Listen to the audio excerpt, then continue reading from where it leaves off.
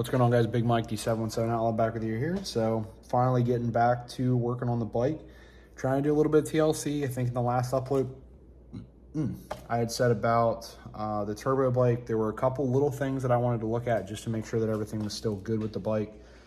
So we're going to start going over it top to bottom.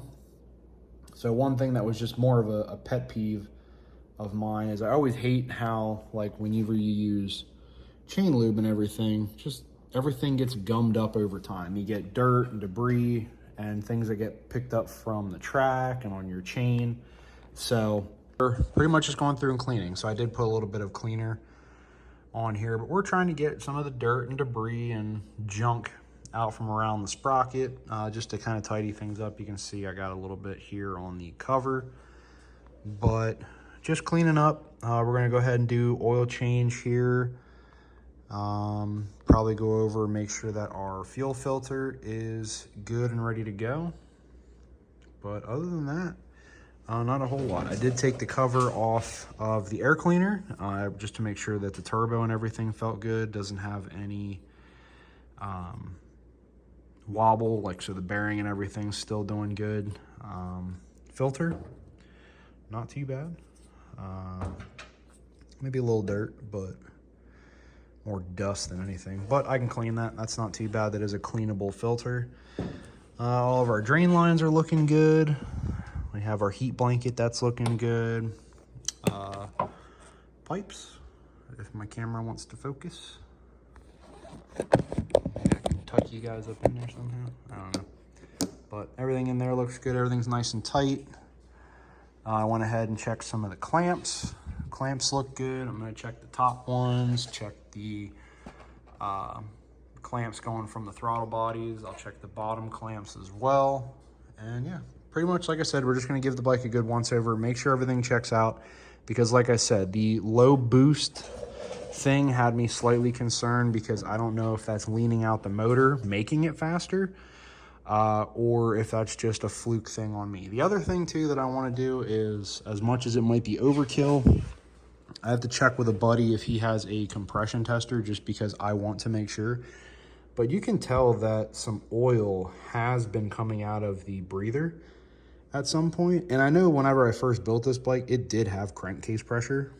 But I want to test and make sure that it's not putting excess pressure in the motor, because that means that rings are hurt and or a piston is down. So yeah, we're just going to go ahead and really give this thing a once over, make sure that everything checks out, and hopefully get back up to the track. If not, Pinky is going to be making her debut, if my phone wants to cooperate, because we're going to end up taking the slider, slapping it on Pinky, and she's going to end up going up to the racetrack, and we'll probably finish out the season on Pinky. So, but let's get into looking into her. Another day working on the Busa. I didn't really get as far as I wanted to last night, but I'm going to work on getting a little bit of TLC going here, which to me, that's kind of bad. Filter needed some going over.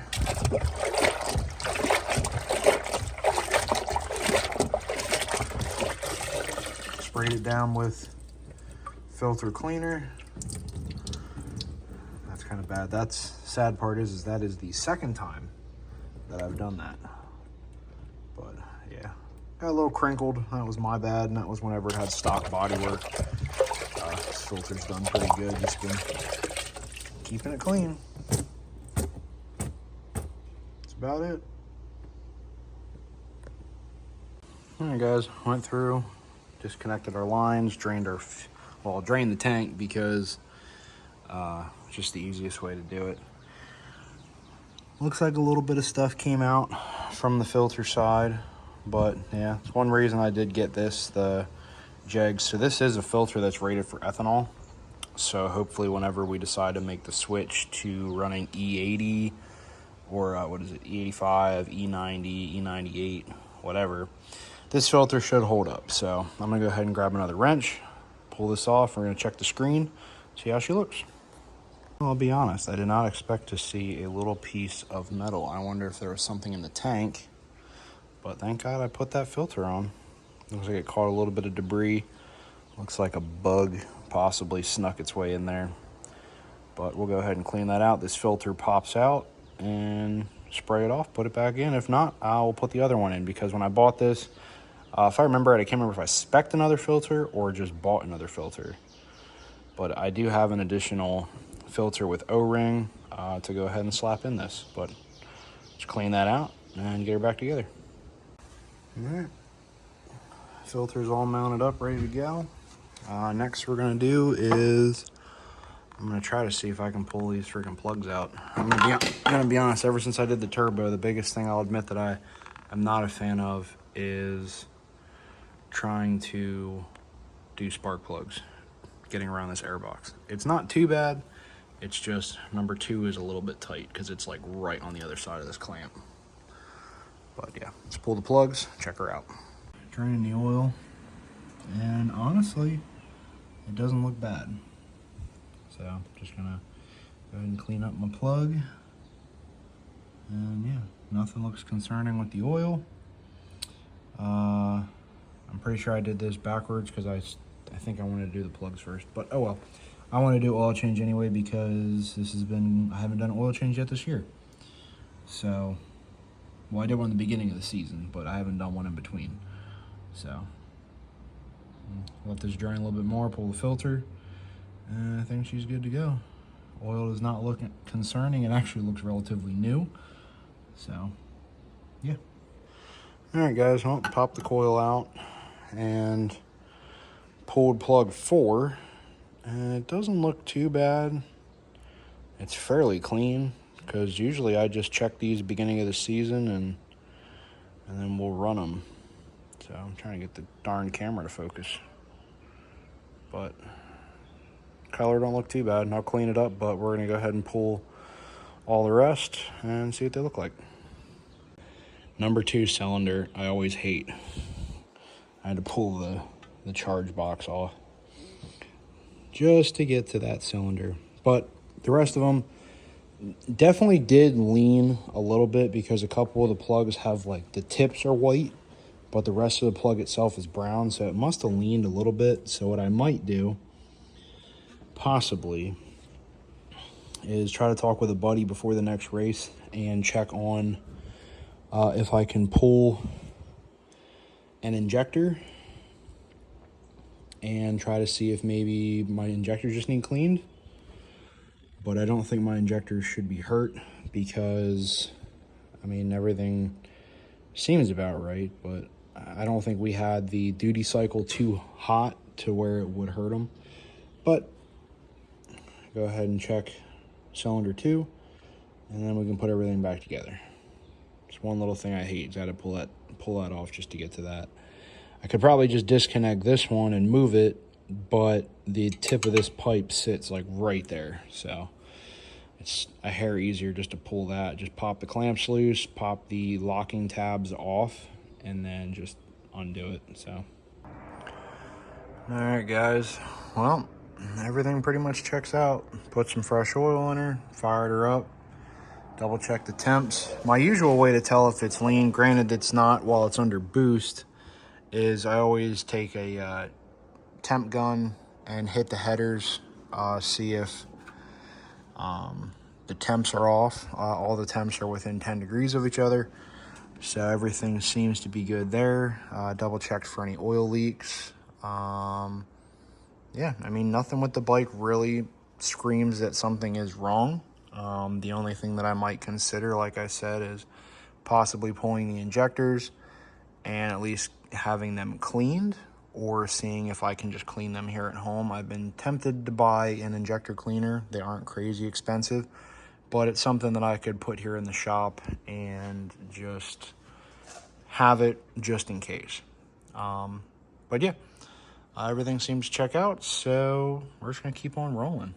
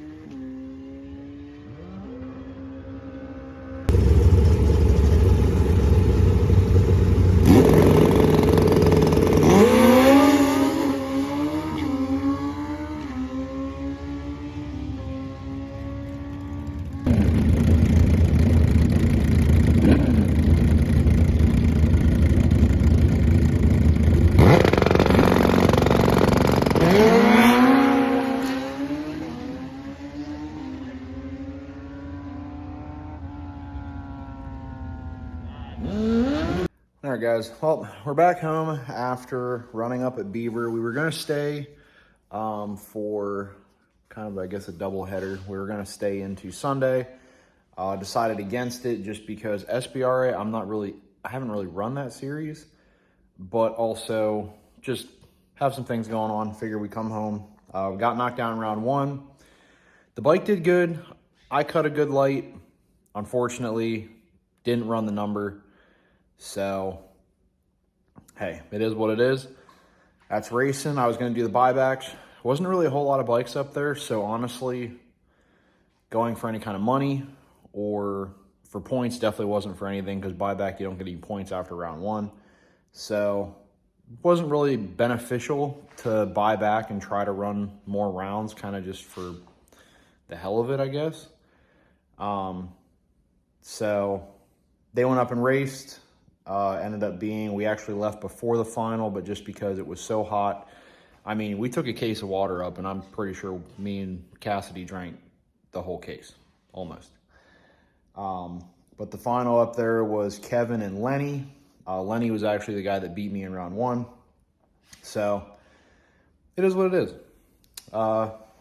We'll see who actually wins it. The big one, too, we ended up staying up there to watch all the racing because anybody that's new to the channel, 6'2 Society, the nonprofit that I head, has become somewhat of a sponsor for the junior ATV class at Beaver Springs. I put up an additional kind of bounty for the first junior to cut a perfect light. Cam and Maddie that are in that class, Cam runs a CRF 110, that's Supermoto. It's all decked out, ready to go for racing. And then Maddie runs a Honda, it's a 700. It's an automatic parallel twin street bike, but has dual clutch trans. It's kind of cool, but they were going for it because both of them had double low lights, I think at least twice throughout the day, trying to cut that triple low, but nobody got it.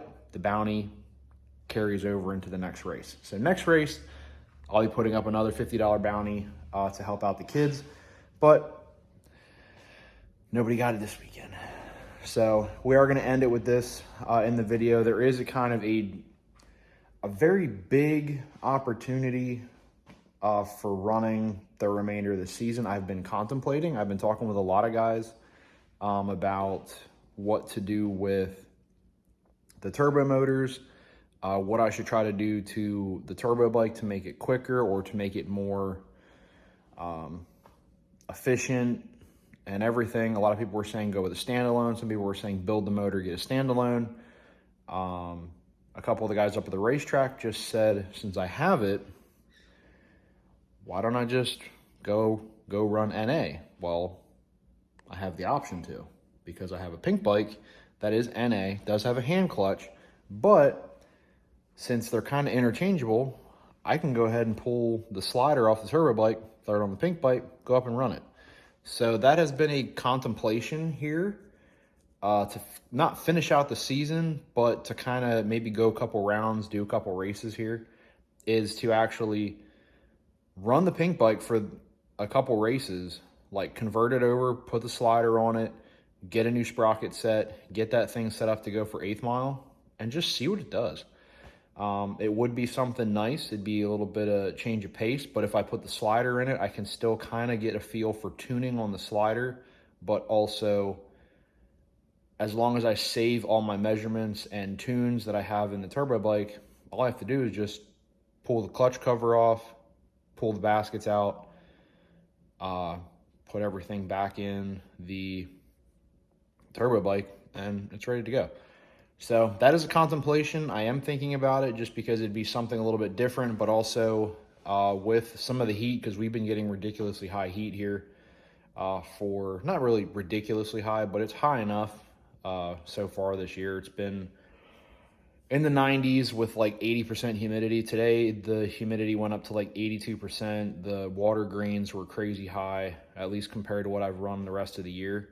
And NA bikes, not necessarily going to do better or worse in that kind of weather, but they're a little bit more predictable than a turbo bike. So it's a possibility.